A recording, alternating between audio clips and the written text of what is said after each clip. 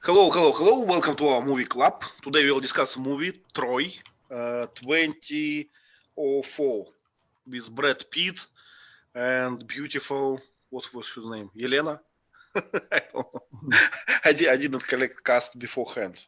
And I have no excuse today. Okay, let's start from, circumstances. What is the movie about? What are the epoch? What is this? Where is this? And all these things. Leila, do you know where it happened, the story? No. No? Okay, let's ask Vasanth. Vasanth, tell us, please. This movie is set on Greek kingdom. So the Greek king was so fond of conquering all the rest of the kingdom, so to conquer the world. So he was obsessed with war, and his brother's wife eloped with one of the princes of Troy. So the conflict started from there. They wanted to make a peace between two countries. So they made an agreement with the king's brother.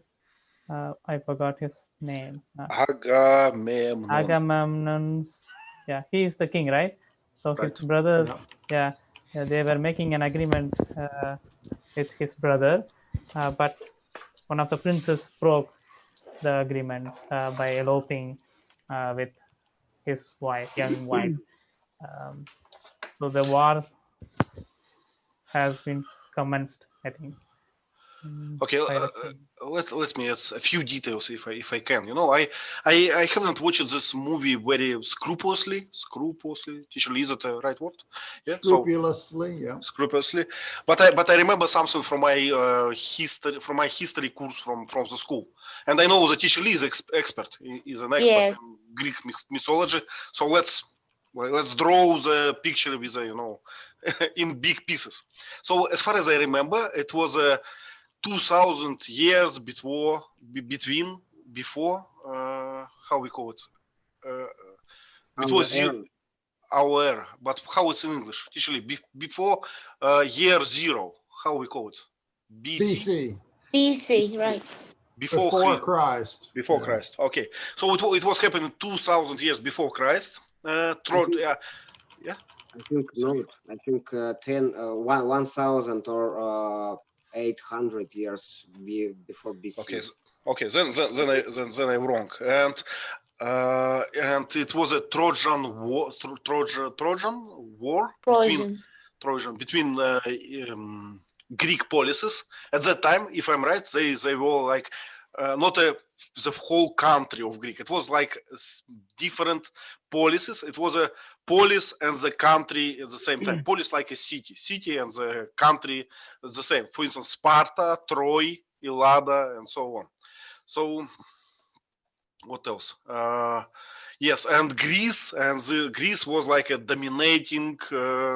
But they don't call themselves like Greeks. It's we who call them so. They call themselves like Ellada or Ellada, and there is a very famous writing called Ellada by who? I forgot. Gomer. And it's actually the almost unique writing document from that epoch, right? That's why we imagined events of that epoch. But many people think it was a fantasy, not a real word. How we call it, mythology. So we cannot judge now how real was this.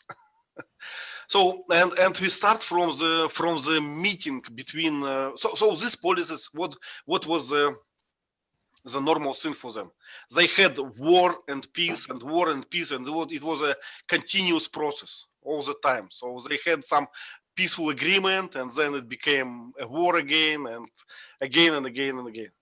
So and the movie started between like a making peace between two kingdoms, right? Troy and Ellada. It's a setup, I would say. Sergey, would you like to continue with the movie? Yeah, after meeting, Paris stolen Helen, and he opened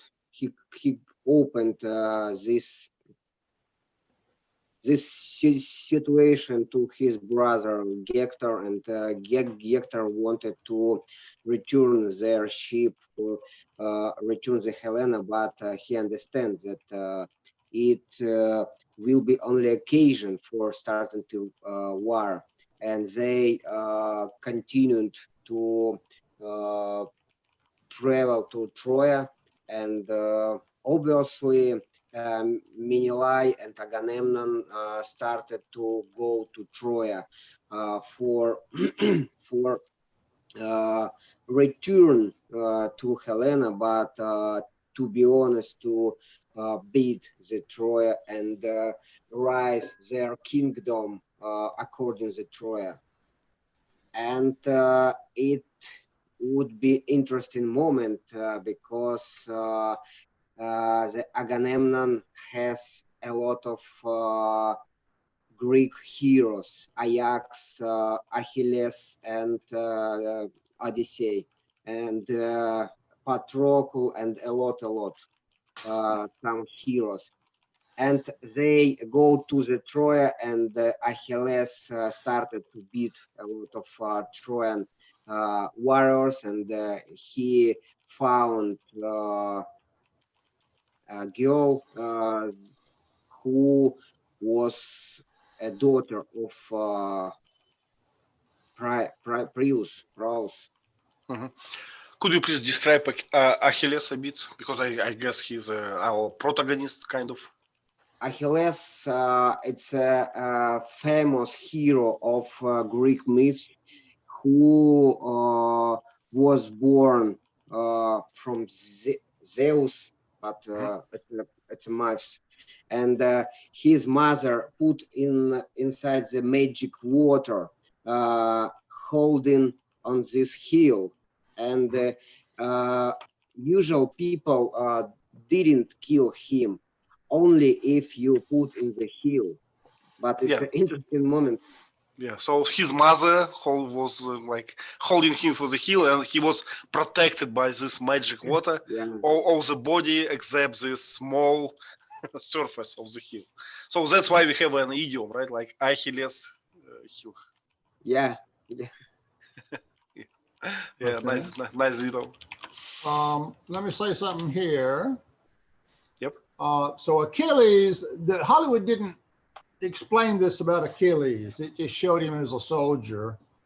But in mythology, as Ivan said, his mother, when he was born, his mother held him by the foot and dipped him in magic water that made his skin like iron. No arrow could penetrate it. But because she was holding him by the foot, his foot did not get in the magic water. So his foot was not protected by the magic water. That's why later in battle, when an arrow hit him in the ankle, what we call the heel, it wasn't really the heel or really the ankle, but it hit him in the heel, the arrow was poisoned. And because his heel was not protected, the arrow went through his skin and the poison caused his death. Yep. Hollywood didn't quite follow this in the movie, but that's the myth of Achilles. So your fatal weakness is, we call your Achilles heel, which is that part of the foot where the arrow hit him. Yep. It's maybe too early to say, but in general, I would say that this movie kind of shallow or something. It's kind of adapted to, I don't know, to mass, to popular movie, to be popular, for people who don't understand nothing about Greece or Greek mythology. So there is no gods, but we know that in original writings there are gods who like behaved among the people, among the masses.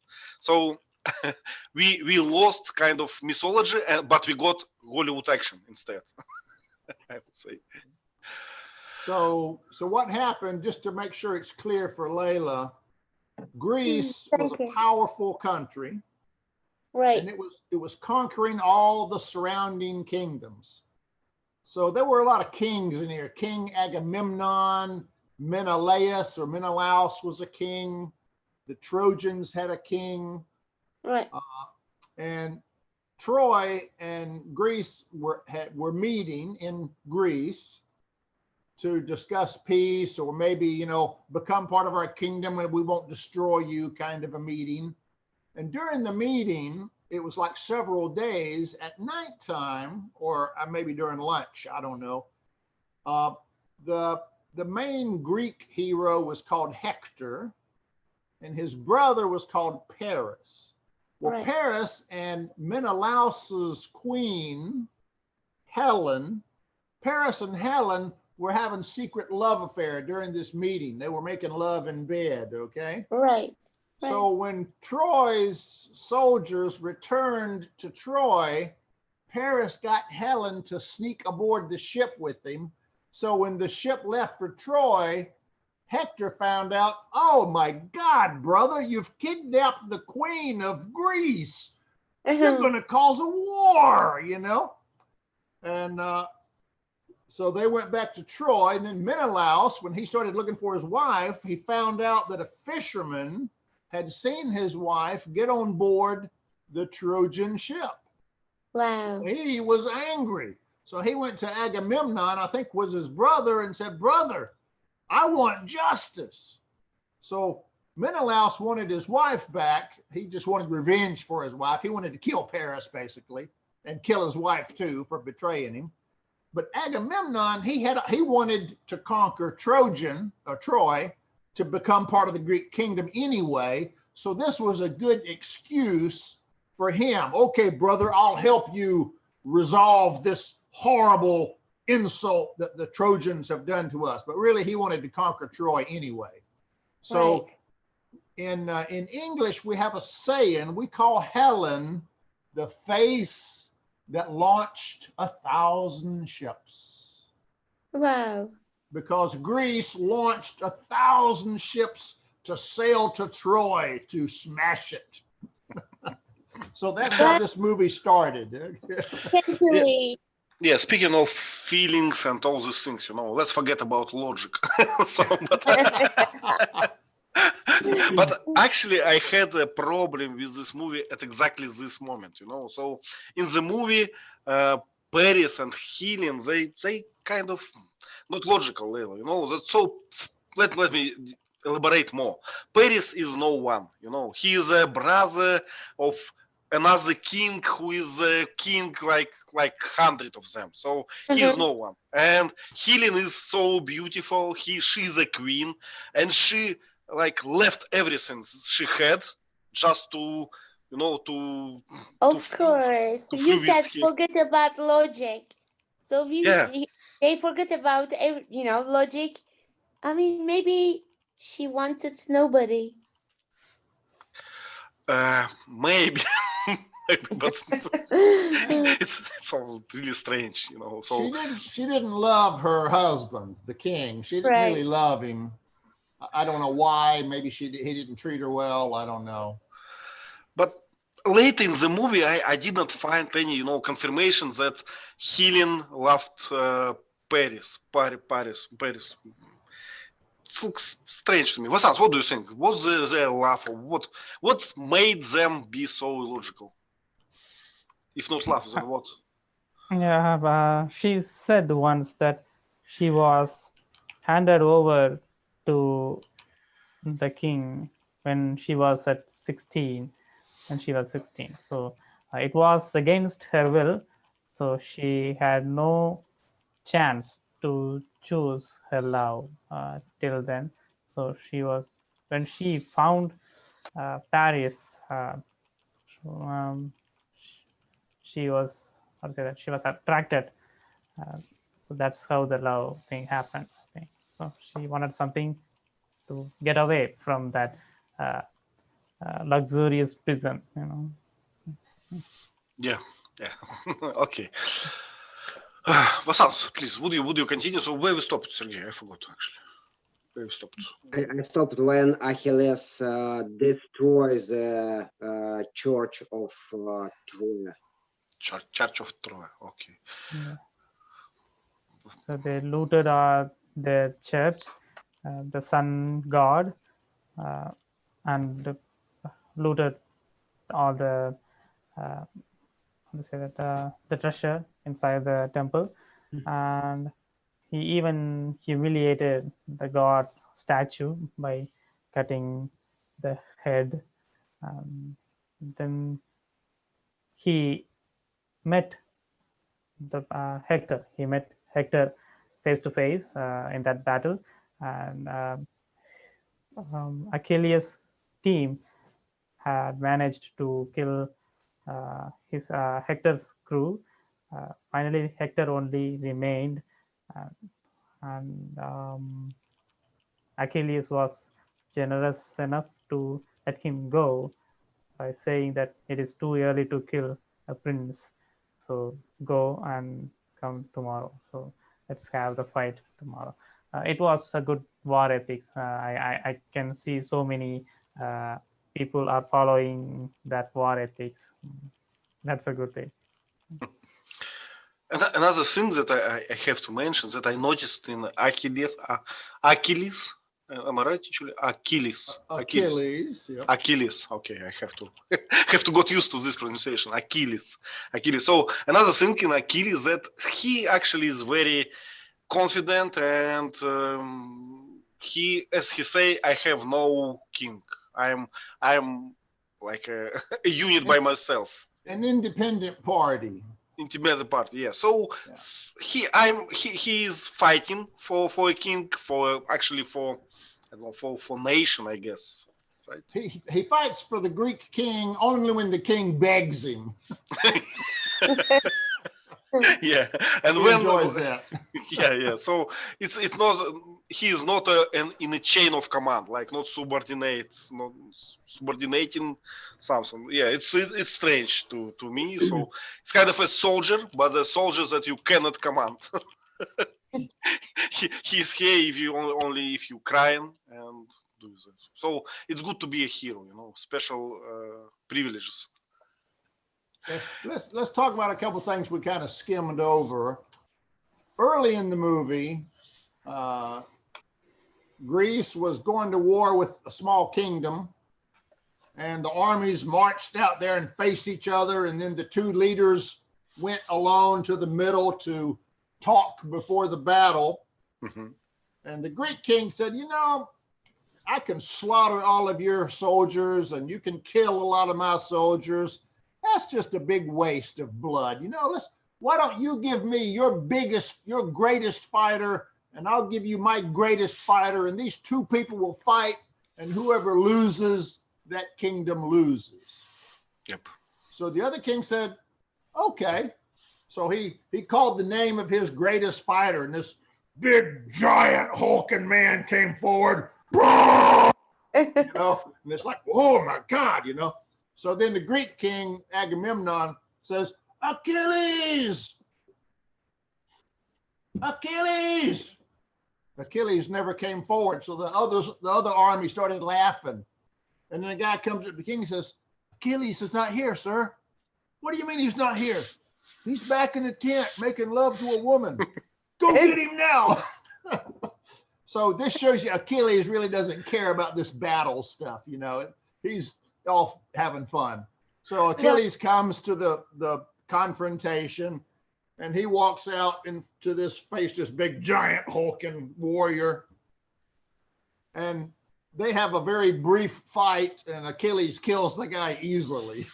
Yeah, just in one moment. Yeah, no problem at all. So that kingdom was conquered easily by Greece. So Achilles was known by everyone as a super fighter. No one had beaten him in battle yet. Yeah. And he actually had his own little small private army called the Myrmidons. He had about maybe 50 loyal soldiers that fought with him under his own personal leadership. They didn't fight for the kings. So they took orders from Achilles, okay? Actually, it's an interesting way of solve problem. Let's two people die instead of hundreds. And but why they don't use a coin, flipping coin instead of this? No honor in losing that way. Vasanth, please. Even Achilles asked a reasonable question that why don't the king fights for this? Wow. One-on-one. They're fat and overweight and lazy. Yeah.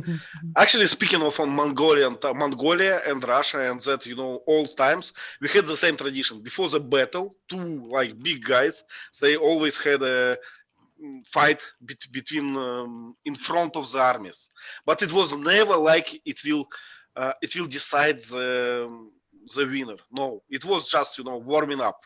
We will raise our, I don't know what's the word for this, our motivation or something, our spirit. We will raise our spirit if our guy will win. So we will make a show from this, something like this. Okay.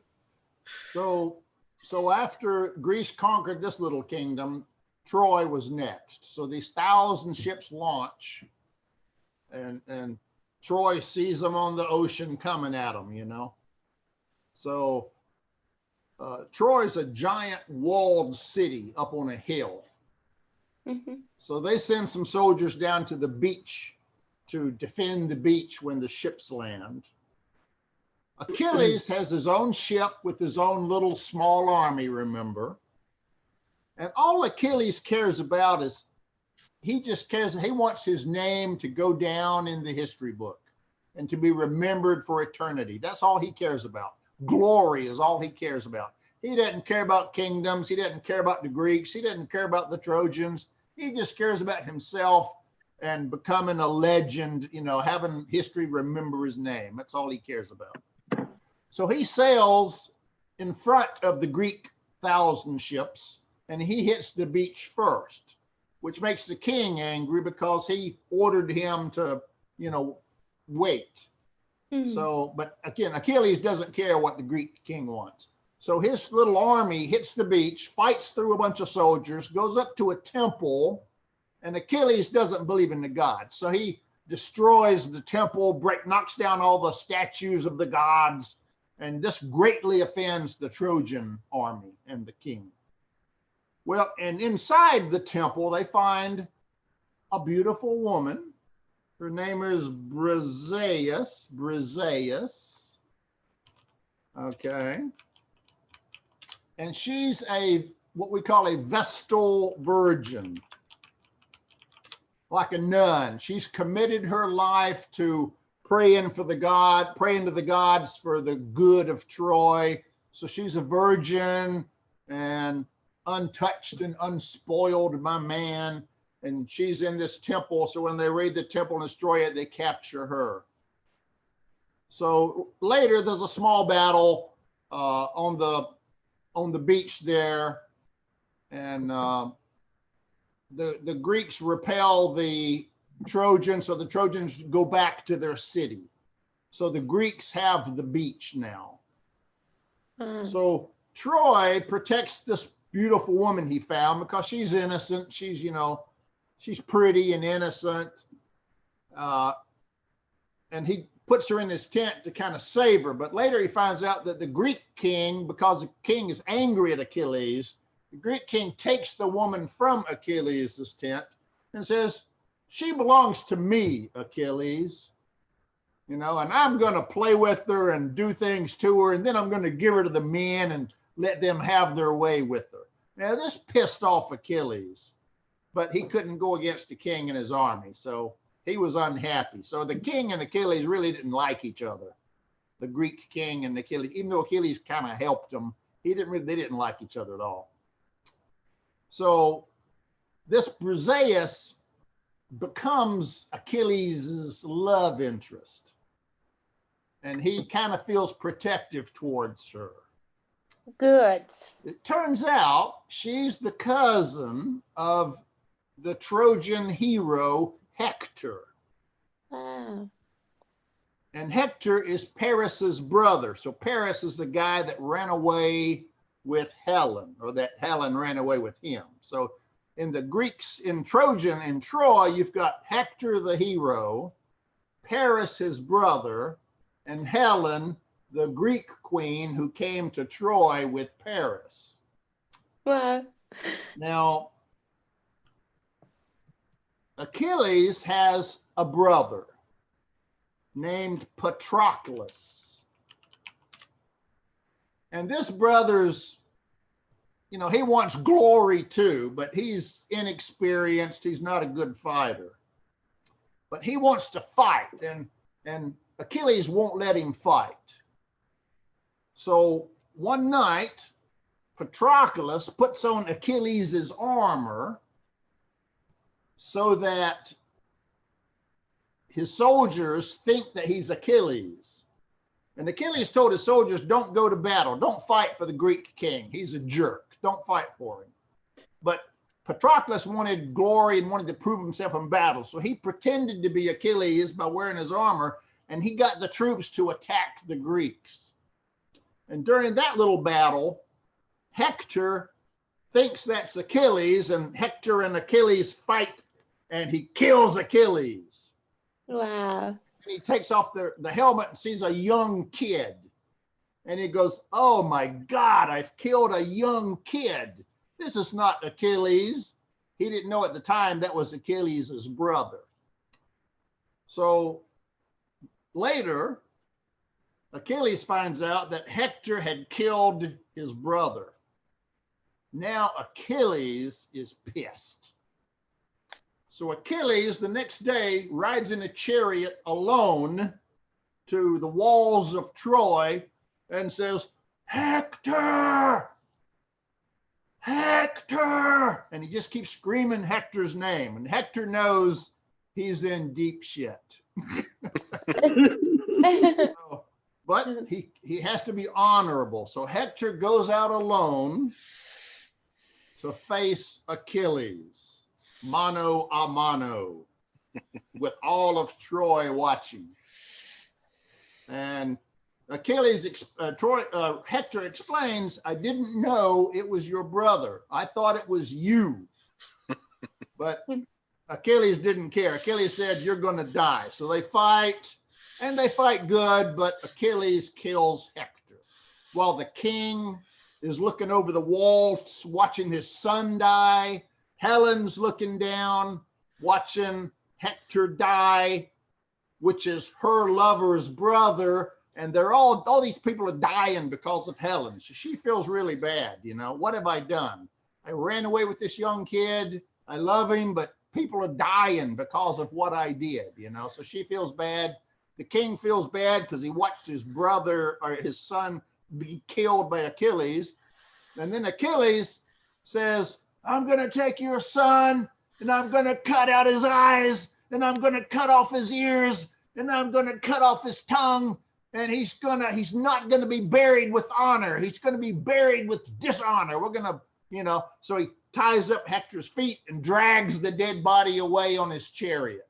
So the king's just up there crying, you know, to watch his son so dishonored and disrespected in the eyes of the gods.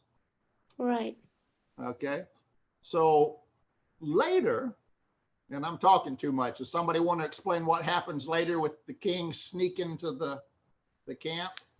Oh, it was such a good, you know, just telling something. I was about to sleep, close my eyes like a baby.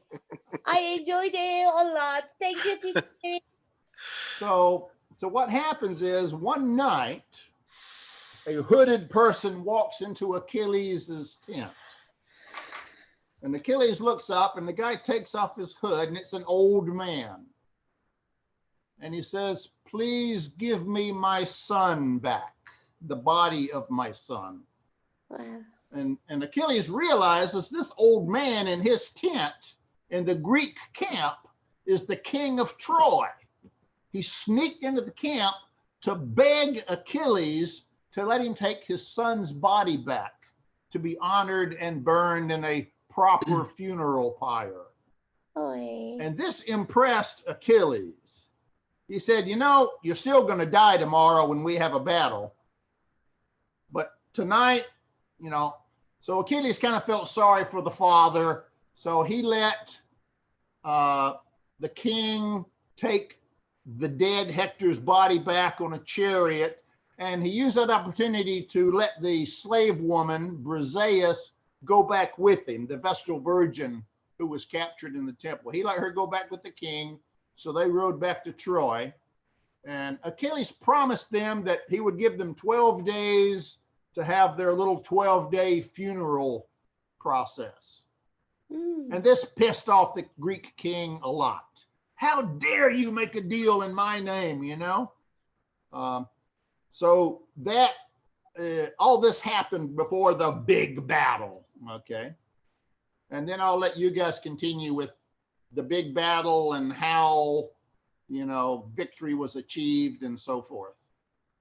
Sergey, would you like to tell us about big battle? No, I want to tell about the respect of people, each other in the Greek and the Troya, and about the very important moment when they have killed warriors.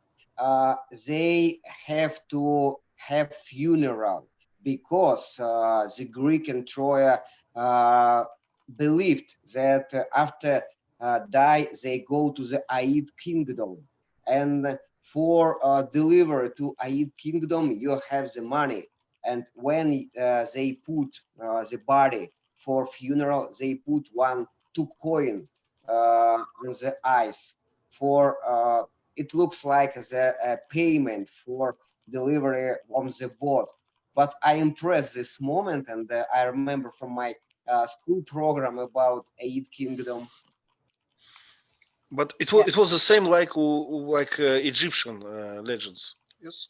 Oh no, I remember that Egyptians, they have something very similar. The dead river and the guys that transport them.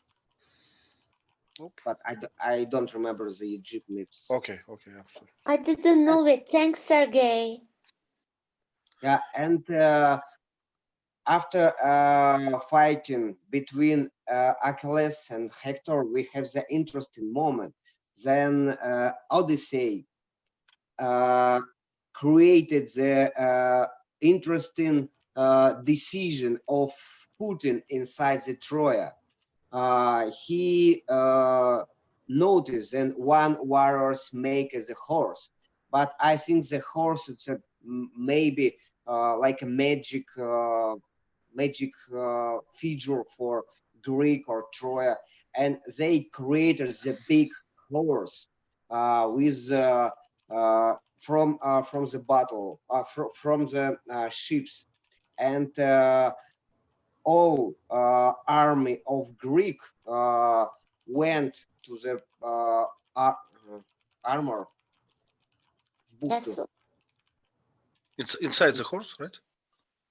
Not the main part of army of Greek went to different side, and one tycoon of Greek went to inside the horse, and when the Trojan warriors went to the river, to the beach, they didn't see anymore, but they found the horse. Oh, it's a gift from Zeus, and they put the Trojan horse to the city. Sergey, who built the horse? Trojans? It's Greek warriors. Okay. And the interesting moment, Leila, I know that the real Trojan horse from this movie now is located in Turkey, in city Çanakkale or Çanakkale. Yeah, Çanakkale. Right, in my country. I remember. Oh, yes, and the Çanakkale is the city near ruin of Troy. Right. Thank you. Yeah. Before the class, I read some trivia about the movie, and it says that the movie was about to be filmed in Morocco or somewhere around, but because of Iraq war, it was transferred to Mexico, most of the part, and some scenes were filmed in Turkey and somewhere else. Right. Morocco is in Fas. it was planned for Morocco, but Right. at the time of Iraq war, so it was not. They decided it was not safe. Mexico was better. So at Yeah. one point, okay, go ahead, Yvonne. Please. So at one point, Layla, the Greeks tried to attack the city of Troy, but because of the big walls, and Troy had a bunch of archers up there, their soldiers were just getting slaughtered by arrows, and they couldn't get into the city, so they had to retreat. So they went to the beach, and they had to wait 12 days. This is when the king and the son thing happened, and Achilles gave them 12 days of peace before they attacked again. So during this 12-day wait, one of the kings, who was Achilles' friend, the only king he respected, saw a little soldier carving a small wooden horse. And he says, "What are you doing?" He says, "I'm making a little wooden horse for my kid." So that king got the idea, aha. So that gave him the idea that the Greeks would build this giant wooden horse as a gift to pay homage to the Trojans for defeating them, okay? And so they built this big horse behind me. Right. And they left it on the beach, and all the 1,000 ships left. So the next day, the Trojans come down to the beach and they look and they go, "They've left. We've defeated them. What's this giant horse?" "The gods, they've left it as a gift to the gods." Right. So the king wanted to take it inside the city because it kind of honored him. Like, you know, I'm the great king that couldn't I defeated Greece. Greece had to run away, you know. But the boy Paris, who stole Helen away, he said, "Nah, we ought to burn it. We ought to burn it, father, burn it." But the king wanted to keep it. So they pulled this big wooden horse inside the walls of Troy. Right. So then later, a Greek soldier or a Trojan soldier was looking around the beach, and he goes around the coast, and there's a cliff, and he stands at the top of the cliff and looks down, and there's the 1,000 ships. They're just hiding around the coast. Wow. So he turns around to go back to Troy, and then a bunch of arrows hit him in the chest, and he falls dead. I'm sorry. So that night, everyone in Troy is asleep, and the wooden horse has little doors that fall open, and the soldiers climb out on ropes, and they go open the walls, the gates of the city. And they signal with a flame that the city walls are open, the gates are open. So that's when the Greeks rush in and slaughter everybody inside the city of Troy. Wow. And Achilles sees this happening, so he wants to, his love, Briseis, has gone, you know, she returned into the city with the king before, so he wanted to save her. So he rushes to the city and he runs inside and he's trying to find her, to save her from being, you know, raped and killed or taken as a slave. And all the Trojan soldiers are being killed right and left. And there's actually a secret passage where the women and children can escape to the other side of the island. So Paris and Helen are going through this secret passage to, you know, are going to get ready to go through the secret passage. And Briseis, the pretty woman that Achilles is looking for, is about to be killed by some Greek soldiers. And Achilles stops the soldier at the last moment, kills the Greek soldiers, and hugs her and saves her life. And then Paris comes back to get Briseis to go through the tunnel. And he sees Achilles, the hated enemy, holding Briseis, his cousin. So he gets out a bow and arrow, and he shoots Achilles in the heel. Yeah. Which in the movie, in the mythology, should have killed him, but in the movie, it just hurt him. So then he let go of the girl and looked over there at Paris, and he starts walking, limping towards Paris. And Paris shoots a few more arrows into his body, and he eventually falls on his knees and he's dying. So Briseis is crying, "Paris, stop shooting, he's a good guy." So she hugs Achilles and they kiss, and Achilles says, go with Paris and escape. I'm going to die, you know. And, you know, she's crying, and this is the love moment. And he says, in a lifetime of war, you are the only one that has given me peace. And then he dies peacefully. Wow. Yeah, so then she goes away with Paris and they escape. And that's kind of how the movie ends. So you have the Paris-Helen love story, and you have the Briseis Achilles love story. But Achilles ended up dying because of the arrow in his heel. I prefer Achilles' love story. Forgot about the Hector love story with his wife. Yeah, Hector had a wife and they loved each other too, but they didn't really do too much. You know, she took his baby and they escaped also. But yeah, Hector knew he was going to die in battle. He knew he was going to die. So he showed her the secret passage. He said, if anything happens to me, nothing's going to happen to you. If anything happens to me, I want you to take our baby and go through this secret tunnel and take other people with you. So that's how they escaped through the secret tunnel, was Hector told his wife to save his baby. And others, you know, Paris and Helen.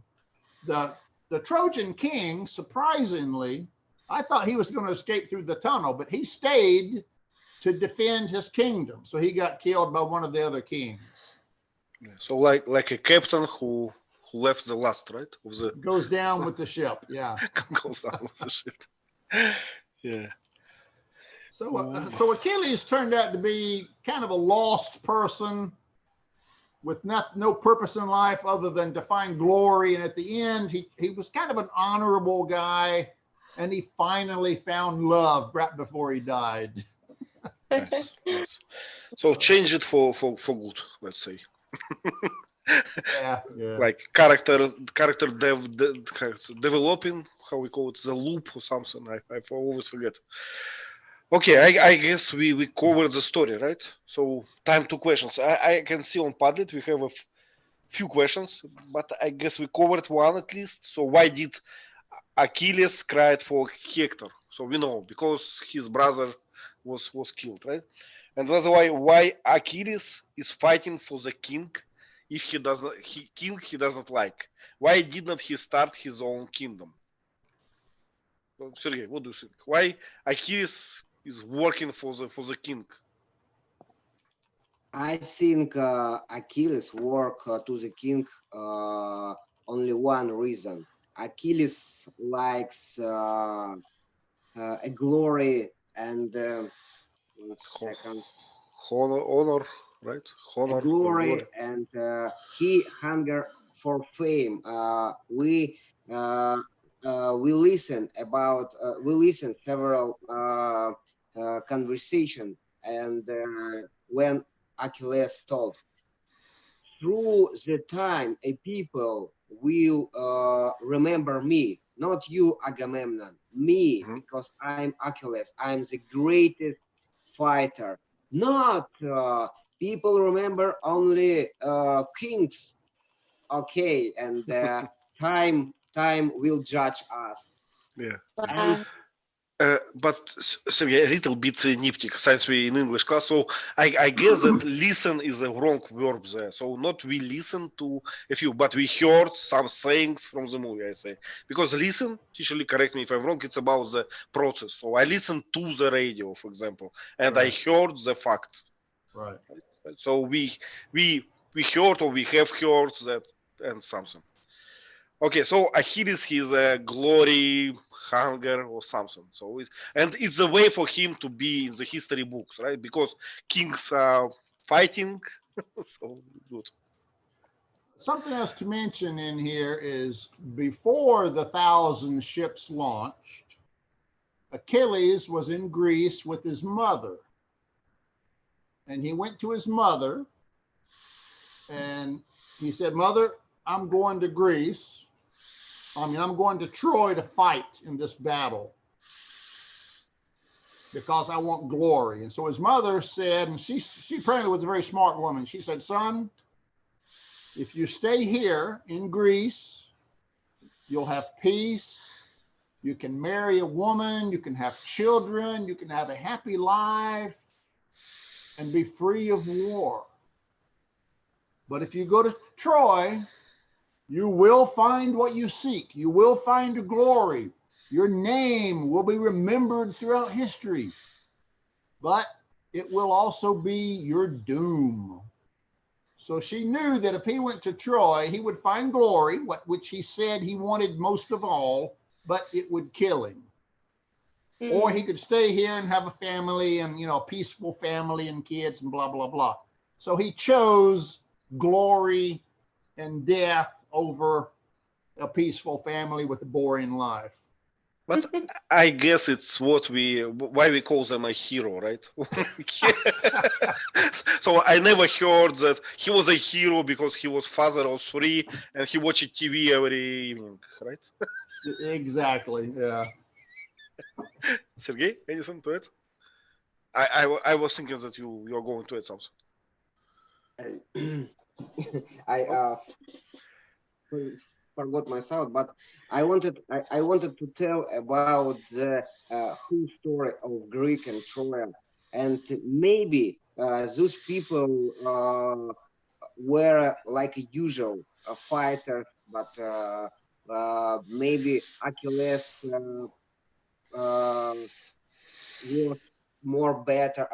was better than different fighters. Agamemnon was a usual king, but one great writer from Greek, Homer, described it, and we think that Achilles was the greatest fighter. Maybe not, I don't know, but it's interesting. And they lived this time, and they didn't know that their names will live during this time. But I understand what you are saying. So the word is, I guess, exaggeration or something like this. And he made a story, a magic story, a mythology, actually. You know, all the reference from the modern world. We have a lot of reference to this Iliad. I don't know how to pronounce it. Yeah. Elite, and it's still famous, right? And we still have a lot of idioms in whatever language, you know, in Russian, in English, and it's very famous. Yeah. Vasanth, please. Yes, and in the beginning, when the king Agamemnon called Achilles, and he was not there, they sent a kid back to his tent to find him, and the kid asked him, remember him that the guy he was going to fight was huge, and it is impossible to defeat him. Then he replied that,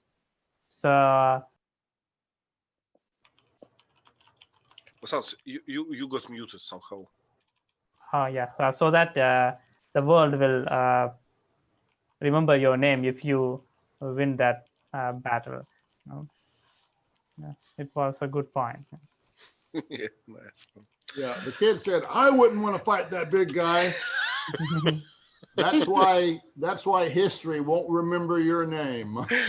Yeah. So what is my favorite saying? The ship is safe in the harbor, right? But it's not how we call it? Not what it's designed for. Yeah, what was built for, right? So yeah, so Achilles was built to fight. Built to have a glory. Yeah, let's speak a bit about history and logic. So Leila, what do you think? Is it possible to build 1,000 ships at that time? Why not? Why not? So it's simple, right? They can use some primitive equipment, and they can manage, I think. Well, I guess it's interesting because somehow of the events of the past we like to exaggerate them. We like to make them more like gigantic than they were, and somehow how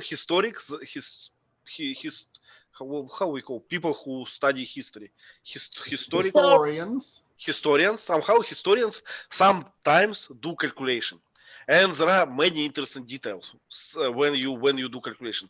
For instance, Mongolian, they once invaded Russia, and in writing sources from that time, they say that they have 1 or 2 million horses. So people just start to calculate, and they found that it's impossible to feed 1 million horses at that time just from the field. They will just die from hunger. So another point: to build 1,000 ships, you had to cut every tree in the Greece and Europe.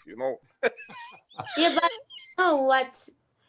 just think of the pyramids in Egypt. Yep. I mean, everything can be possible. Not really. There is physics still, and math, and all these things. And for instance, we have a few, the great battle from the past. If you look on them, like today, from our knowledge, they have maybe 1,000 people at max. So for us, it's just a small local events. But there is a big sacred books about them, so we judge them differently, I would say. Vasanth, please. Yes, if they brought 1,000 ships, then it has to be 500 ships that contains food for the soldiers and the horses and everything, because they have to eat throughout the travel on waterway, and they have to eat during the battle. At daytime they can fight, and at night they would definitely need some food. So it's impossible to carry. Yeah, I read a lot of articles that logistic at that time was very hard. You have to if you army more than a random village can have food to feed your army, you just lost. You cannot bring all the things with you. So that's why medieval armies, they have 500 people at max. So it's good, Ivan, when you first asked me the question, yeah, it was the same how they built the Trojan horse. They used a lot of wood as well. Yeah, you're right. But nowadays we think about Trojan horse like something enormous, something that can keep 100 people inside. But maybe in real life, Leila, it was 5 people, maybe 6. Because it's enough to open the gate. You actually need 2 boys to open the gate. Thank you. So when you start to calculate all these huge armies, they just impossible many times. For instance, Napoleon, it's almost modern time. He had a few thousand people when he invaded Russia, and his logistic was broken. He could not manage to feed them, 2,000 people, and it was less than 200 years ago. An ancient time, that was almost impossible, I would say. just another point, that's why we call it mythology, not real history. There's no refrigerators, no ice for meat. There's no fresh vegetables. They're all rotten from going across the ocean. Yeah, what did they eat? They were heroes. They eat stones. No problem. Okay, guys, if you have any questions about movie, about I don't know, about Greece, please.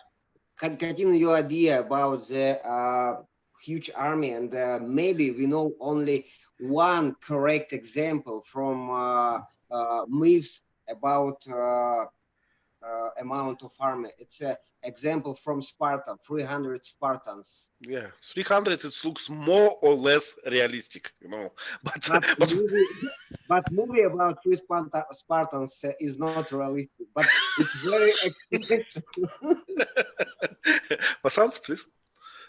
Yes, I like the moment when every night the soldiers of Greece looking towards Troy, in order to guard their soldiers, their army. But when the night Achilles killed Hector and drags his dead body to the tent, they were all looking towards their army. It's some sort of guilty feel like, okay, the main guy was killed and no one attack us right now, and it's sort of how to say that, it's a guilty feeling, I think, maybe.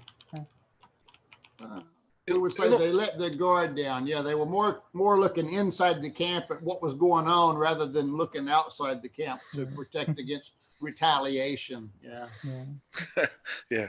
And another point, in the movies, what we see in the books, they the coordination of army, it's always simple. They always knew where is the king, where is the main guy, what is happening.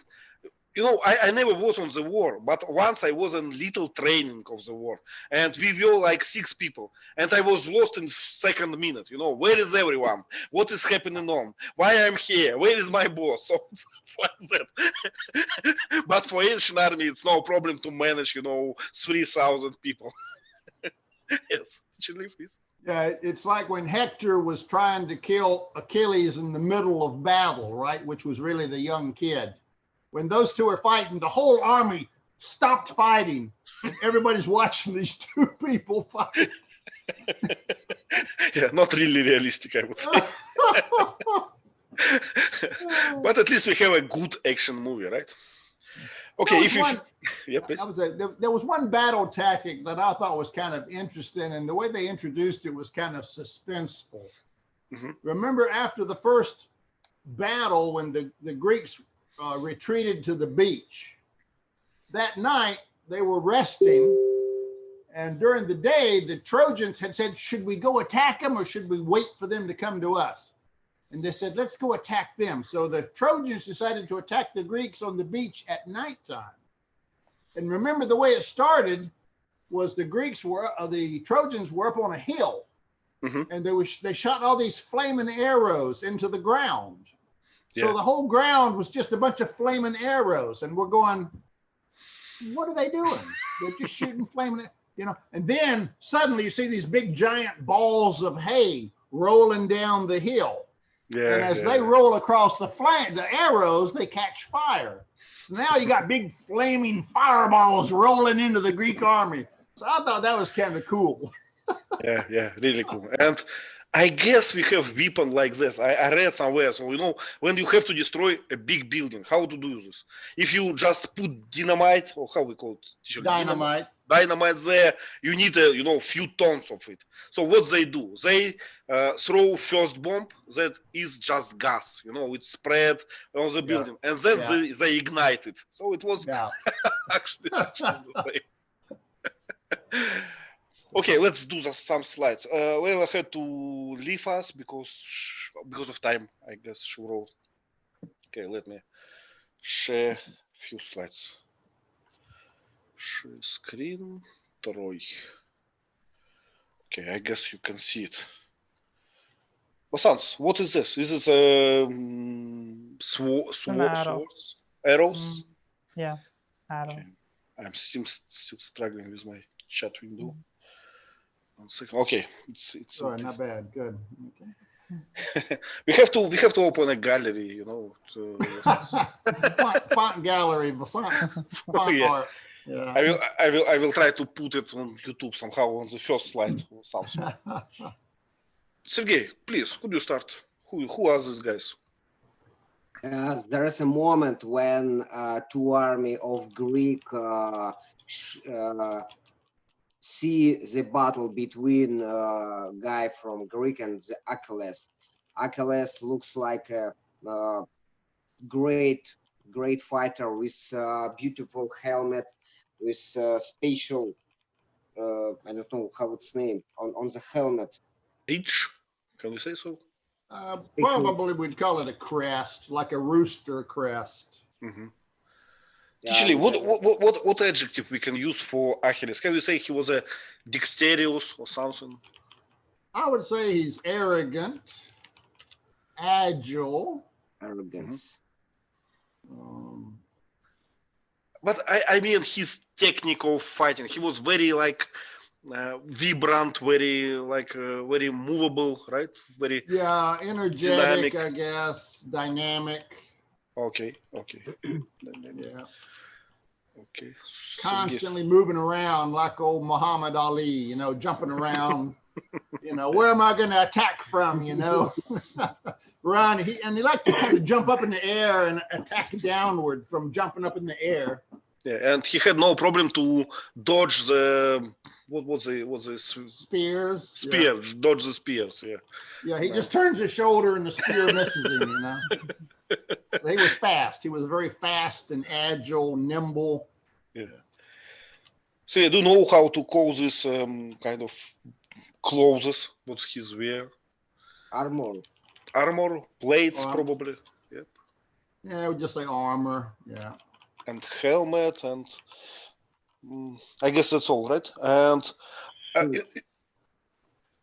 because I have not finished the movie, I went to IMDb and read some critics about it, and there are a lot of critics of this movie. They say, that this armor and those shields, they are not authentic. So Greece not used shields with holes, or how to call it. It wasn't holes. It was like I don't know, strange form of 8 or something. So people think, yeah. Go ahead. Yeah, people think it's not based on true history or something like this, I would say. But if you attention in the middle of movie, we can see the spatial shields with strange. Yeah, strange form. Yeah, so you can use a spear over the top of it. Yeah. I hadn't seen that before. So one thing about that scene. In this scene, you can see that Achilles, I said he was arrogant. He jumped up and stabbed the guy, went past him, and noticed that he keeps his back to the guy. He said, I'm so sure he's dead. I'm not even going to look back there and make sure he's dead. He could be running up here to attack me in the back, but I'm so sure I killed him. I'm not even going to look at him die, just scorn, just disdain for the enemy. Like he's a nobody. He's a nothing. I'm not even going to look back to make sure he's dead because he's doomed, Yeah, and it seems to be. It looks very cool, right? When you just don't care about this. Right. So the always mistake of bad guys in Hollywood movies, they talk too much and they never look what behind them. Yeah. Okay, Sergey, anything else, or we can go? I think cool. Okay, let's go. Yeah, I wanted to say Please. armor is detachable. It comes into 3 pieces. Mm-hmm. I could see that while he was wearing, it can be detached. Yeah, actually, it's not really clear how they connect these, plates. We cannot see rivets. We can see actually something like rivets. Maybe it is, but it's more like, I don't know, etching something. Let's see. This one is rivet actually. At that time, what I remember from my history study, it's the metal, any metal like bronze or anything. It was normally expensive, right? People. So 1 kilogram of metal, it's very expensive because people cannot mine it a lot and so on. So probably these plates are probably they make a fortune, I guess. Okay, let's go to the next one. Vasanth, please. This is a party room, a dining room where Agamemnon was talking to the other kings that are under the control of Greece. And they were having a feast. We can see a lot of plates with food. mostly non-veg, I think. We can see soldiers guarding them, carvings on the wall that also depicts war, and jugs that is used for wine, I guess. preserving wine. Huge buckets. Well, I noticed a few things as well. First of all, what is interesting to me, it's that they have a wooden floor. You know, in my impression that Greek people made everything from stone. You know, the walls are made of stone. Spare no expense. You know, when you wooden floor. I think that's a stone. It looks like a cement floor. Oh, okay, then I'm mistaken. And there is a how we call this device? You know, it's a metal thing where you put your ox and you rotate it and it's cooked slowly. Oh, okay, a spit or a skewer. Skewers. Barbecue. Barbecue. Yeah. So, okay. And these guys look at very fancy, and I can see two ladies here, and they serve like waitress, I believe, or something like this. I guess so. Maybe they carry wine glasses around. If you look at the soldier in the right side of the picture, his neck piece on the helmet, to me that looks kind of Mongolian design. A bit, I would say.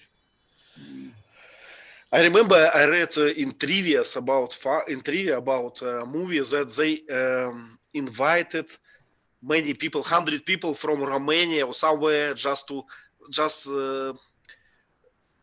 have like different type of the faces to separate Greek from Trojan.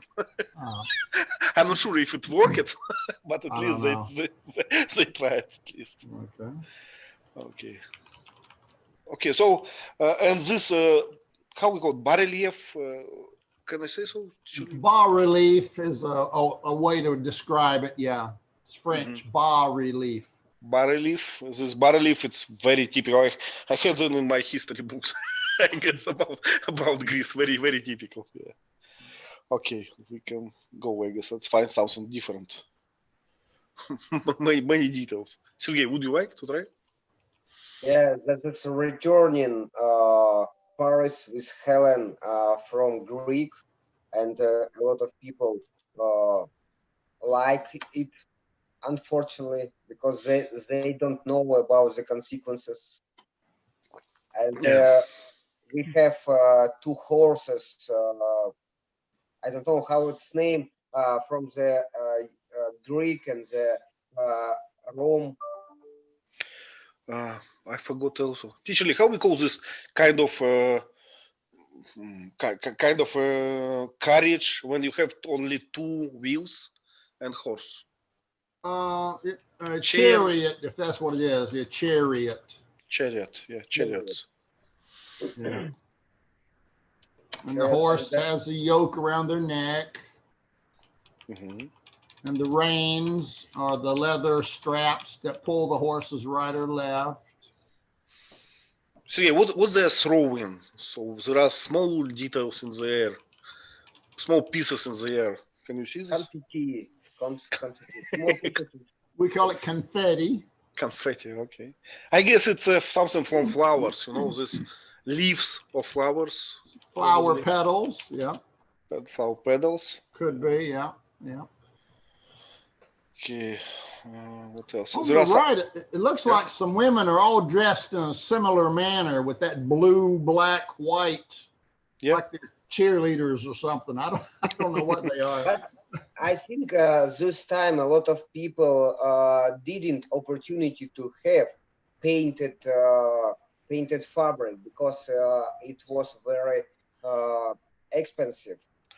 Well, you're obviously right, yes, but probably what we see, it's a high society, you know, of Troy, or I guess it's a of high society of them. Yeah, it's not just people, because it's very clean for ancient time, you know, this town. Yeah. Okay. So Unusual. okay, battles. Okay, it's actually I don't remember what is this. Vasanth, would you like to describe it? Yeah, I think this is the first day after the first day of the battle. Then there are dead soldiers who were cremated inside the Troy's castle. So during that process, there was a lady who was singing a dirge, I think, some sort of dirge. Mm-hmm. What a waste of firewood, right? Yes. I know. Where are they getting all this wood, and where do they have the time to build all of these things? Golly, you know. And immediately they burn everything. And because it take you to build that, you know. And because you constantly have a war every day, you have to build them every day. And it can't be for every single person. So they maybe for the low level people, they put 5 or 6 at a time on there. It looks like they got some body bags in the front. Yeah, but what I read, you know, in my history books at that time, every piece of cloth was very expensive, you know. So yeah, it's a waste of resources. Golly. Yeah. They call it honor, right? Or respect. Okay. It's a tragic scene, right? A killing of brother. I forgot his name. Paris, yeah. Killing of Paris. And he wasn't a warrior, right? He wasn't a fighter. He was just, I would say, a soft man, soft boy. That's why he fell for the lady. Yeah, he was a kitten. Yeah. Okay. Oh, that's Sergey. Would you like to describe it? Teacher Lee just mentioned it. Yeah, it's the moment when the Trojan warriors threw a lot of arrows with fire, and after that they put spheres with I don't know, with something. So, yeah, it's a hay stack, you know. It's a hay. It's something that you made of grass to feed cattle. So it's a hay. So hay stack. It's a hay. Let's press it or form it in form of cone or cylinder. A ball. Somehow they made balls of hay. I don't know how they did it. Actually, we did the same when I was young, but it was a small balls, not like this. Really? Because hay, it's like it's how to say, it's very igneous or ignition. Flammable. Flammable, yeah. It's easy to ignite. And on our farms, the tractors that pick hay, that collect the hay, they roll it up into like cylinders, into rolls of hay. But these were balls, round balls. I don't know how they did that. Maybe for economy, for efficiency, you know. So it's less hay. You can throw more of them. Yeah. Vasanth, what's happening here? Yeah, this is the one-on-one battle between Hector and Achilles. He managed to tackle him for some time. He used his usual way of tackling the opponent and twisting his body and trying to stab the opponent on his shoulder. But Hector was a great soldier, so he knew all the movements of the opponent. So he managed to defend his moves for a long time, but finally he got hurt on his thigh and in his thigh, so he succumbed to his wounds. And we could see Achilles' chariot behind, 2 black horses. That's it. Yeah, and Surprisingly, no army around, right? Yes. Only 2 people. He came alone. Yeah. Well, the castle, the walls in the background, behind him, you can't see it. Yeah. Yeah. Sergey, I have a question. So Sergey, why they don't wear pants? Wear pants? Pants, yeah. Why they don't wear them? Why they wear jacket and helmet, but no pants? Because they have special skirt. Skirt. Okay. It's a maybe they have the style from this time, and I think the pains could stop to move faster. Maybe. Yes. At that time, they have no elastic material in clothes. I think they have is metal, so it's hard to wear metal under your abdomen. So you can't move so quickly.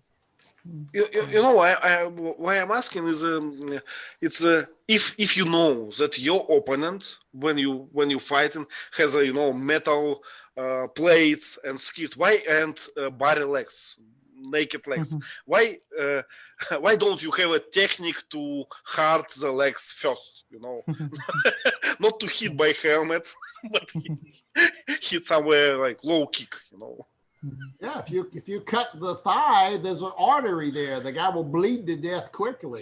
Yeah. So they have some gentleman, I don't know, agreement.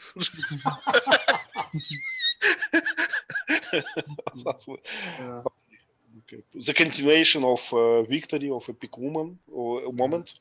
Yeah. Okay, Sergey, what is happening there? This is the funeral of Hector. And we can see a lot of people. We can see Prius and Paris, and we can see the body of Hector, which will be flamed. Burned, I guess, right?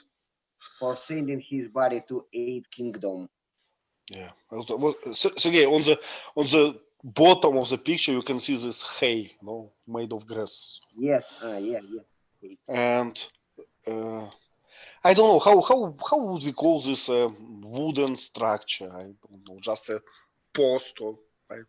Well, we call the whole thing a pyre, Pyre. Mm-hmm. It's a wooden platform that we burn someone on top of. Wow. So that's just the steps leading to the pyre. Yeah. So we have a special word for this. Nice. The pyre place. Fireplace. Vasanth, please. Yeah, actually, what is that technique called? Usually in football, when the player is trying to kick the ball on one direction, but immediately changes to deceive the goalie, the goalkeeper. What is that movement is called? Is that tackling or? No, when you start to do one thing and you do something different, we call that a feint. Oh, okay. It's like a fake action to mislead the enemy. Yeah. And how we call a fighting with swords or sabers or something? Is there a word for fencing? Fencing? Mm-hmm. No, we just call it a sword fight. Sword fight. Okay. So there are a lot of feints in a sword fight, right? You show one direction, then you change it, then you try to Yeah. With sword fighting, we have a thrust, a block, and a parry. When you knock the blade sideways, we call that a parry. You parry the other guy's thrust. I see. So we thrust, parry, and block.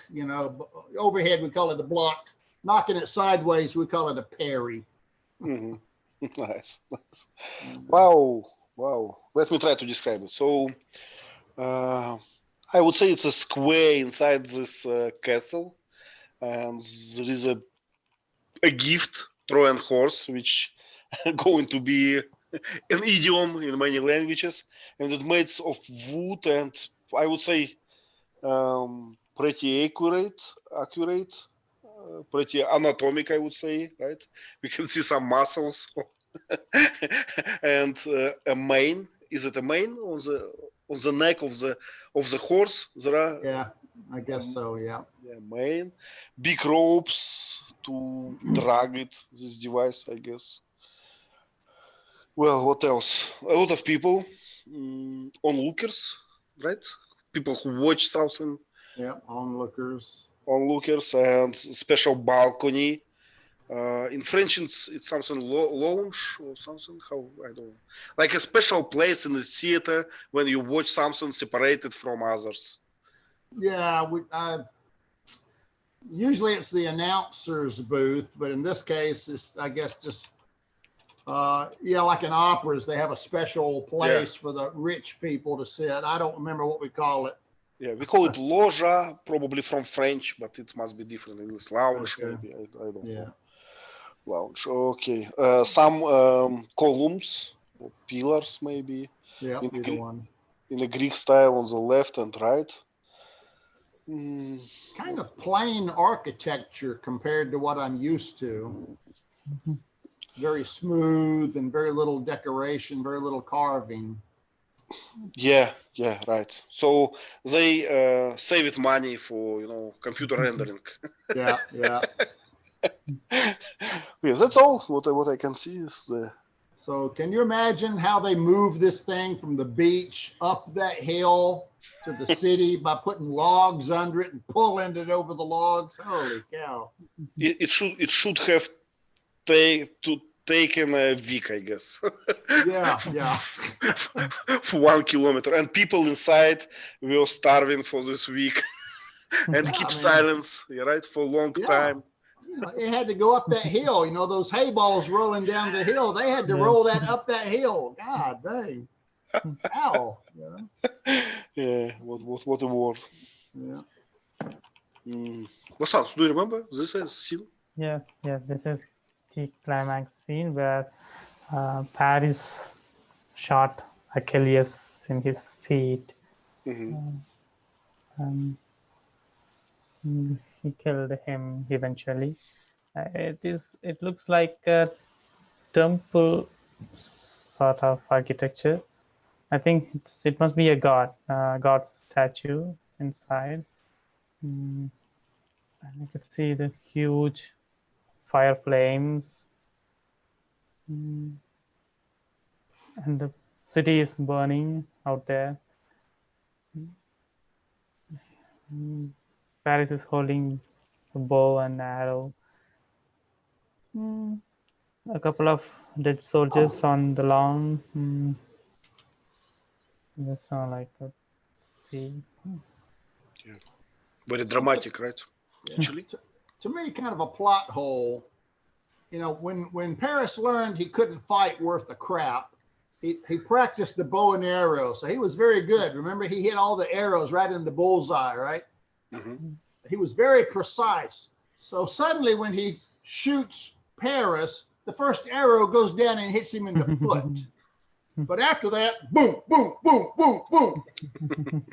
So why was he not precise on that first arrow that hit him in the foot? It doesn't make sense.